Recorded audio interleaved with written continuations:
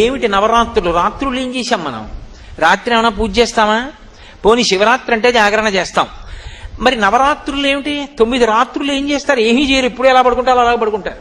మరి రాత్రులన్న పేరు ఎందుకు వచ్చింది అంటే మీరు ఒకటి బాగా గుర్తుపెట్టుకోండి, 9 తర్వాత ఏమొస్తుంది? 10 వస్తుంది. 10 అంకె కాదు, సంఖ్య. 2 ఉంటాయి కాబట్టి 9 అంకె. అంకెలలో పెద్దది 9. అంకెలు దాటిపోతే 10 వస్తుంది. 10లో ఏముంటాయి? 1 ఉంటుంది, పక్కన 0 ఉంటుంది. ఆ 1 ఏమిటి? పరమాత్మ. అది తప్ప ఇంకొకటి లేదు. దాని పక్కన నువ్వేమయ్యావు? 9 పూర్తి చేస్తే పూర్ణమద పూర్ణమిదం పూర్ణాత్ పూర్ణముదచ్యతే పూర్ణస్య పూర్ణమాదాయ పూర్ణమేవావశిష్యతే. పూర్ణమయ్యావు. అది 10. 9 చేస్తే 10లోకి వెళ్ళిపోతావు. ఆ 10లోకి వెళ్ళిపోవడానికి 9 చెయ్యాలి. నువ్వు పూర్ణత్వం పొంది 1 పక్కకి వెళ్ళిపోతే 0కి పక్కన 1 లేదనుకోండి, విలువ లేదు. కానీ 0 0గా ఆధ్యాత్మతత్వం